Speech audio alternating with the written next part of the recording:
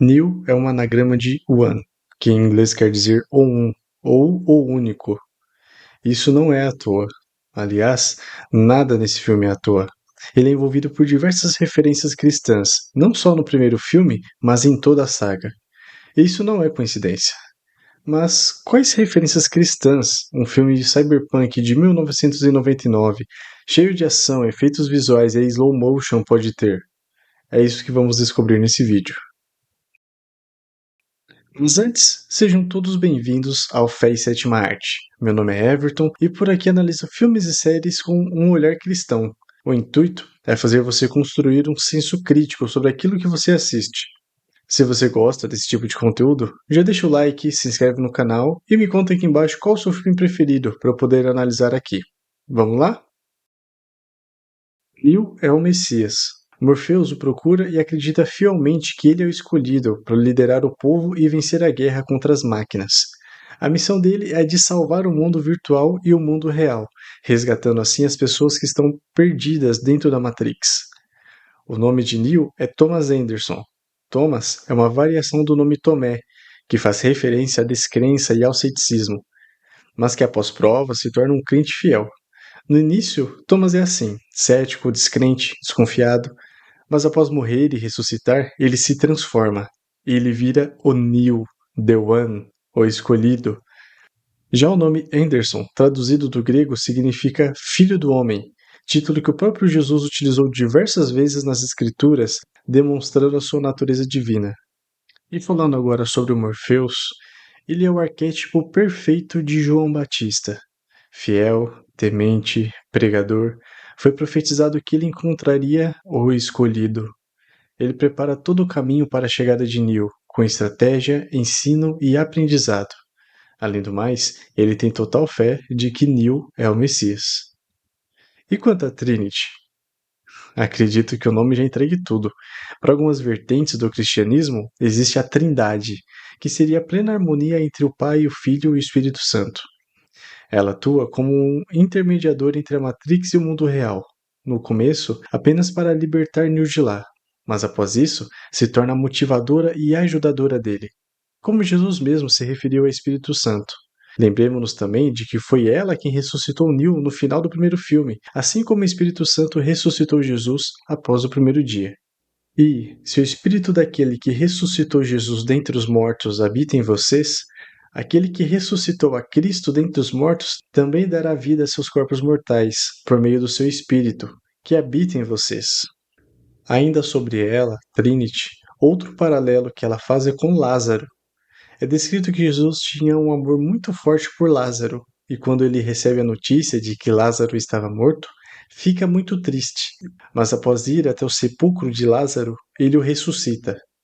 No segundo filme da franquia, Trinity está fugindo dos agentes da Matrix, mas acaba levando um tiro. Quando Neo a resgata dos agentes, ela morre nos braços dele. Porém, Neo consegue colocar a mão no coração dela e ressuscitá-la, confirmando que ele é o escolhido. Zion é uma variante do nome Sião. Na Bíblia, Sião é frequentemente associada a Jerusalém. Muito disso por conta do peso espiritual da cidade, por conter o templo de Deus. Também é declarado que no fim dos dias, o povo escolhido de Deus habitará nos novos céus e nova terra, que é associado a uma nova Sião. No filme, Zion é a última cidade dos humanos, a resistência, a última esperança para um povo inteiro que confia em seu Salvador, Neo. Cypher é Judas, o traidor. Entregou Morpheus para as máquinas conseguirem entrar em Zion e eliminar a resistência humana. E em troca, ele teria uma vida confortável na Matrix, na mentira. O seu nome também é um indicativo muito interessante. Cypher é um código secreto, remetendo à traição que está escondida. O agente Smith é um outro personagem interessante. Ele representa o anticristo no filme. Embora seja dito nos filmes que ele e Neo são criações da própria Matrix, Smith é o extremo oposto ao Neo. Ele quer destruí-lo a todo custo, ao mesmo tempo que quer se multiplicar, corrompendo e subjugando ao máximo todos os humanos da Matrix. Os demônios também são personificados aqui. São as máquinas, seres que, assim como Satanás, se esforçam para manter o homem no pecado.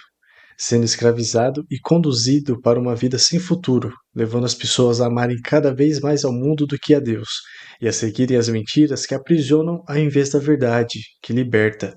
No filme, as máquinas mantêm as pessoas imersas em mentiras, usando uma falsa realidade chamada Matrix.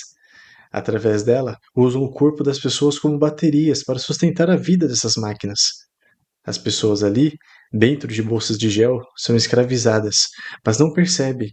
E como disse Morpheus na conversa com Neo, essas pessoas, além de não perceberem a escravidão, são defensoras do sistema da Matrix, do pecado. O oráculo também tem seu papel no plano bíblico. Ele representa um profeta, onde ajuda e guia Neo durante a sua jornada, sabendo o que viria a acontecer, mesmo falando de forma indireta e enigmática. Embora haja pessoas que acreditam que ele represente o próprio Deus, sendo conhecedor de todas as coisas, passado, presente e futuro. Mas, não sei, comente aqui o que você acha. O arquiteto faz uma dualidade com o oráculo.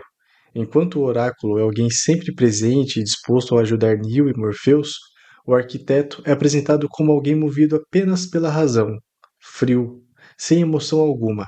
Essa personalidade, com pensamentos controversos, mas muito poderoso, nos lembra o próprio Satanás. A Matrix é um mundo aparentemente idêntico ao nosso, mas que na verdade é uma realidade virtual criada por uma inteligência artificial, que cega e controla a mente dos homens e usa seus corpos como recurso para a extração de energia elétrica para se manterem vivas. A Matrix aqui simboliza o pecado.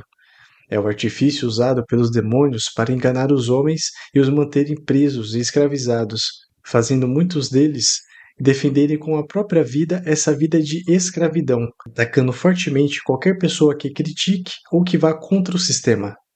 Essa escravidão remete ao que o apóstolo Paulo disse, nos quais o Deus deste século cegou os entendimentos dos incrédulos, para que não se resplandeça a luz do evangelho da glória de Cristo, que é a imagem de Deus. Agora que apresentamos os personagens e suas equivalências bíblicas, vamos analisar algumas cenas. No começo do primeiro filme, a primeira cena que vemos de Neo é a dele vendendo um disquete a uma pessoa que diz: Aleluia, você é meu salvador, cara, meu Jesus Cristo particular. Em certo momento, Neo se aproxima de forma silenciosa de Cypher, que toma um grande susto e diz: que em tradução livre seria algo como você tirou Jesus de dentro de mim, que é uma expressão em inglês para dizer que a pessoa se assustou muito. Essa frase é interessante, pois Cypher tem o Jesus retirado dele e logo após, ele se torna o traidor do grupo. Quando Neo é morto pelo agente Smith e fica morto por aproximadamente 72 segundos, é uma alusão clara ao tempo em que Jesus esteve morto, 72 horas. Quando ressuscita, ele não volta simplesmente à vida. Neo ressuscita com sua capacidade de poderes completa, simbolizando sua vitória absoluta sobre a morte e sobre a Matrix, que é o pecado. Igual a Cristo, que venceu o diabo e a morte na sua ressurreição, quando o agente Smith atira em Neo, vemos no chão, após a morte dele, que há 14 cápsulas de balas. Foram 14 balas que mataram Neo. Paralelo a isso, existem 14 estações da Via Sacra. Essas 14 estações são uma representação artística do caminho de Jesus, desde a condenação à morte até o seu sepultamento.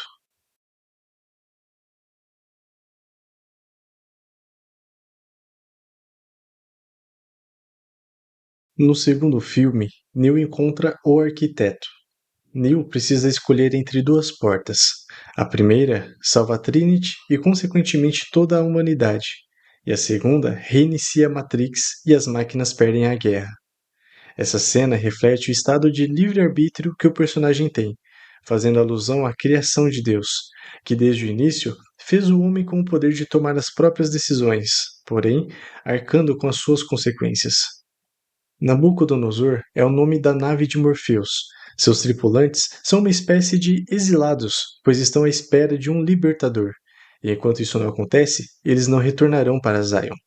Na nave também há a inscrição de Marcos 3:11, que diz: E os espíritos imundos, quando ouviam, prostravam-se diante dele e clamavam: Tu és o Filho de Deus. No terceiro filme da saga, é dito que as pessoas que estão na Matrix estão em escravidão mental.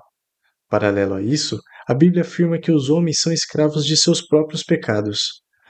Os humanos também não podem ser libertados sozinhos da Matrix. Para os cristãos, o sacrifício de Jesus na cruz serviu para resolver esse problema.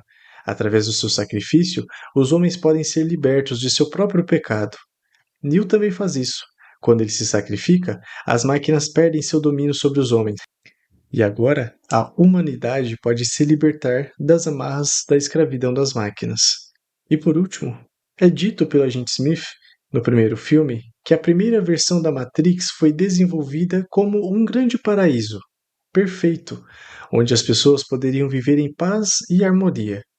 Porém, isso não deu certo. As pessoas se rebelaram e por isso as máquinas tiveram que fazer outra Matrix. Dessa vez, com mais caos, com mais brigas, guerras, porque assim elas teriam medo e estariam sempre ocupadas com alguma coisa, se tornando mais fáceis de manipular. Esse simbolismo é óbvio. O paraíso de Adão e Eva existiu, mas foi criado pelas máquinas. Apesar de algumas semelhanças notáveis com a fé cristã, a trilogia Matrix está longe de ser uma representação precisa. Seus diretores, propositalmente, fizeram de seus filmes uma mistura entre cristianismo, budismo, gnosticismo, hinduísmo, niilismo e várias outras religiões do mundo. Dependendo da perspectiva da pessoa, uma grande variedade de pontos de vista filosóficos podem ser detectados. Em alguns casos, a Matrix contradiz diretamente os princípios básicos do cristianismo. Por exemplo, a Bíblia ensina que Jesus era perfeitamente sem pecado. No entanto, Neo deliberadamente comete assassinatos e fornicação, quebrando esta verdade fundamental. Portanto, os cristãos devem ter cuidado ao analisar o filme para vê-lo com um grão de sal.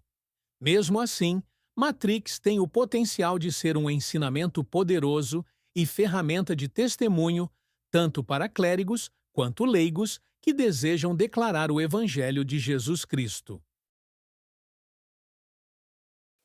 Eu pergunto a você: você já se imaginou dentro da Matrix?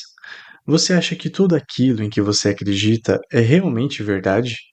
Você acha que governos, empresas, jornais e instituições sempre dizem a verdade para você? Os valores e crenças que você tem, foi você mesmo ou outra pessoa quem colocou ele aí dentro? Repense seus valores e seus credos. Eu tenho certeza que quando você repensar e chegar à conclusão lógica de que aquilo que você acredita realmente é correto, você vai se sentir ainda mais forte e mais confiante de defender aquilo em que você acredita. E conhecereis a verdade, e a verdade vos libertará. Mas me conta, você gosta da saga Matrix? Qual outro filme você quer ver aqui no canal? Se gostou desse vídeo, deixa o like, se inscreva no canal e clica aqui do lado para assistir a minha explicação sobre por que você não deveria assistir a série The Chosen. Clica ali que eu te vejo já já. Um forte abraço, que Deus te abençoe e até o próximo vídeo. Tchau!